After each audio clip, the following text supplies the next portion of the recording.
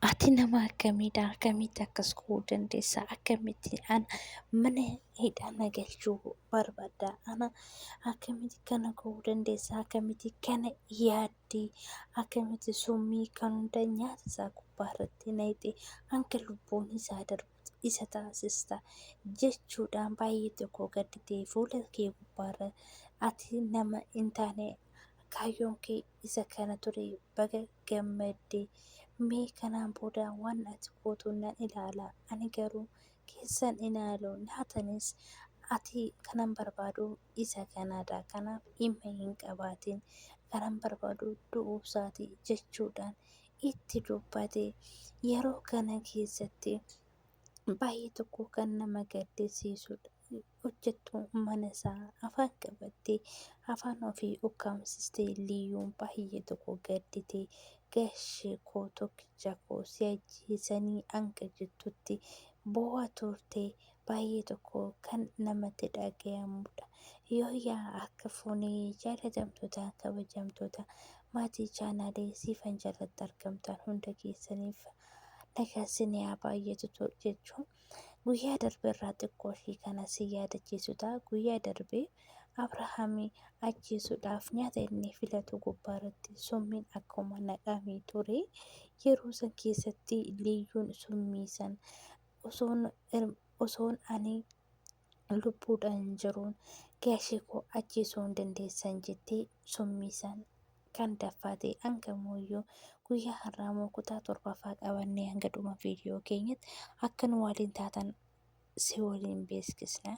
Guyyaa har'aa immoo nyaata obbo Abrahaam fudhatu keessatti summii garmalee naqee hanga lubbuun isaa darbu isa taasise.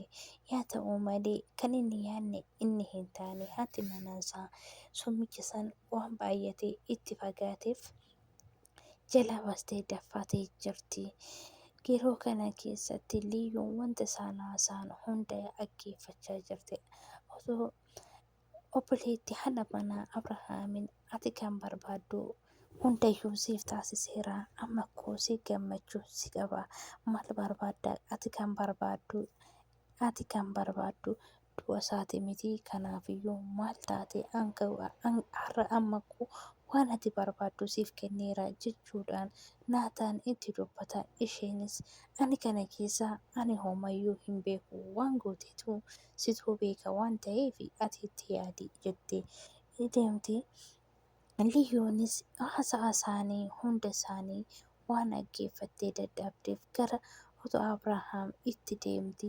Duuba ishee gubbaadhaan eessa deemtaa jechaan jiru Abrahaam garuu ishee immoo ofirra deebitee ilaalle waan ta'eef kosiin baasa deemaa jira jechuudhaan itti dubbate. Yeroo deebitutti ofirra gisee naannatu handuuba ishee dhaabbattee jiru abbiidha. Isheenis abbiidha moo eenyu kan duuba koo yaadu jechuudhaan afaan waliidhaa tokkoon dubbate. Abbii koo lubbuudhaan jirtaa jechuudhaan itti dubbate. Innis hin du'a jettee sodaattee tokkuma na dhukkubee bira maal taate jechuudhaan liyyoonis waan garmalee ishee yaachisee fi itti maramte abbii koo jirta liyyoo maal taate maalidha jedhee gaafata. Hin boosse moo maa inni iji kan kee baay'ee itee jira. Fuulli keetis baay'ee taate.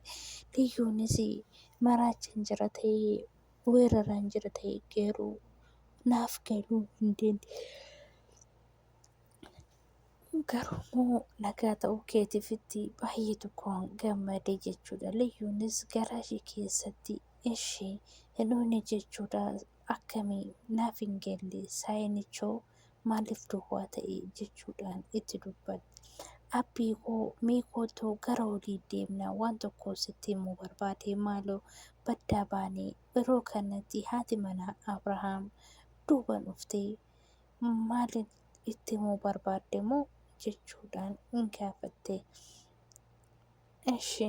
Isheenis eeyyanii guyyaa darbee guyyaa har'aa akkan gara mana haadha kooti deeme haadha koo fiduu hin beekta miti jechuudhaan itti dubbatte. Isheenis Abrahaamis maayini liyyuu jechuudha. Innaa kunni koo bilbila kalee galgala naa bilbilamee akka nan hin dhufne natti himanii harmeen kootis akka fayyite natti himanii jiru jechuudhaan itti dubbatte. Harmeen kan koo hanga nagaa taatee fi akka nan dhufu hin barbaanne natti himtee jirti. Kanaafiyyuu isa kanan sitti himuu barbaade jechuudhaan itti dubbatte. Abrahaamis kun immoo oduu gammachiisaa oduudas nama jedhudha amma hin deemtu jechuudha miti jedhee itti dubbate. Haati manaa Abrahaamis maalumaafuu ani beelawee jira daddafii naa kootu jaalallee koo jechuudhaan liyyuunis maaloo abbii koo ol baanee si taasa'a. Kanaafiyyuu ol beela maaloo liyyuu koo maal taate jedhee Abrahaamis gaafate. Haati manaa Abrahaamis wanta isheen itti himuu barbaadde waan ishee xaxaraarteef Abrahaam harka isaa gottatattee ol baate. Liyyuunis garmalee jaajjitee haala kamiin isa amansiisuu waan barbaaddeef hin taane waan ta'eef baay'ee tokko gadditee turte. Yaa ta'u malee obboleessi haati manaa Abrahaam yeroo fooqirraa gadi ba'ee jiru Abrahaamii fi haati manaasaa maalidha jechuudhaan gaafate. Abrahaamis maal taatee maayinni maal tafaxxaree jechuudhaan itti dubbate. Innis inni ija koo hin dubbate moo jedhee gaafate. Ija kooti moo maalan argaa jira dubbachaa jira Abrahaam jechuudhaan dubbate. Maal Abrahaamis maal ta'aa jirta maaltu jira rakkoon jira moo jechuudha. Haati manaa Abrahaamis rakkina maalii rakkinni hin jiru homtuu hin jiru jechuudhaan itti dubbate. Yeroo si argu tasuma malee baay'ee tokko na gaddisiisa. Abrahaamis maayinni nama rifachiisa moo maal jechuu keetii jechuudha. Fuula kee yeroo ilaalu baay'ee tokko nama gaddisiisa jechuudhaan itti dubbate. Abrahaamis fuula kee maayinni fuula kee yeroo maaltu mannu jedhee innaa maal jechuu fuulli kiyyaa nama sodaachisaa jechuudhaan gaafate. Isheen fuula koo obboleessa kiyyaa isa san bareechantu haala kana ta'ee jedheen gaddee jechuudhaan itti dubbate. Haati manaa Abrahaamis yeroo kana keessatti akka isa dhukkubaa jiru moo hin beektu moo maal jechuudha jedhee gaafate deebistee fi bakka haati manaa Abrahaamis jaalallee koo tokkicha koo bakka daddaftee hirriba naa kaatee jechuudhaan itti dubbate. Abrahaamis asuusu koo ciree tootii wanti hunduu jechuudhaan na dhungadhumee jechuudhaan dhungadhuu taatiin teechise. Obboleessi diinattis baay'ee tokko waan gaarii waan isatti gaddee ture. Abrahaamis gidduu kana keessatti dhiifama kaa garuu homasiin jechuu hin dandeenyu. Warri fuunis fuudhee jennee deebisna innis jechuudhaan itti dubbate. Ishee diinaanis maal si qopheessuu abbaa manaa koo jechuudhaan itti dubbatte innis maal jettee ani homaa hin barbaadu amma aduu baay'ee xiqqoo ishee aduun gaafachuu barbaada jechuudhaan itti dubbate. Diinaanis Abrahaam diinadhaan ol ba'ee mee keetoo mucayyoo koo ilaalaa baay'een ishee yaadee jechuudhaan itti dubbata. Diinaanis har'a raftii dhammutii xiqqoo ishee raftee haa fudhattu kanaafuu yaa raftu jechuudhaan itti dubbate. Abrahaamis sa'aatii kana keessatti bakka ol ba'eetan uffata koo jijjiiree dhufaa jechuudhaan itti dubbate. Diinaa obboleessi hudhee qabee maal gochaa jirta jechuudhaan gaafate. Diinaanis maal jettaa maal anuu hin beeku hafuura du'aa jira ta'aa laata jechuudhaan itti dubbate. Obboleessi diinaatis maaliif ani namtichi kun hafuuramoo du'eebti akkamitti ka'e jechuudhaan itti dubbate. Maal gochaa summi sun akkamitti isa ajjeesuu dida jechuudhaan itti dubbate. Diinaanis kanaafuu dhiisii wanta akkasii akka hin goone jettee itti himte.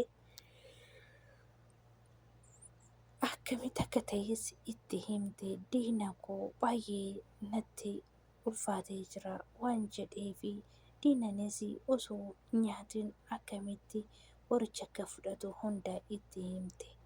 Fakkeenya sanas oo yaaddus mucaan kun isa ajjeesuu waan barbaadeef summiittis yaalatti baay'isu seexanni kun qoricha san itti jijjiiruu danda'a miti du'asaa kanaaf hangam itti jijjiireeti kan foolii qabatu kan jedhu jecha akkasii itti dhaggeeffatee itti dubbate. Isheenis waan kana akka isaan godhe jedhee gaafa itti dubbattu waan tokkollee hin sodaatin. Kanaafiyyuu wanti ani yaade wanta hin hafne waan ta'eef nan milkeessa jechuudhaan itti dubbate. Isheenis wal ilaallaa maarree jechuudhaan itti dubbatte deebiste. Obboleessi isheetis waan baay'ee isheetti gaddeef mikinyaan isaatis lubbuusaa waan bararteef baay'ee tokko itti gadde. Yaa ta'u malee isheenis akka daffaatee akka jalaa balleessite waan gaddeef maaf akkas goote jechuudhaan itti dubbate. Wayini ana maarkoon nan beeytu kanaafiyyuu amma akkatti na bartu si barbaada.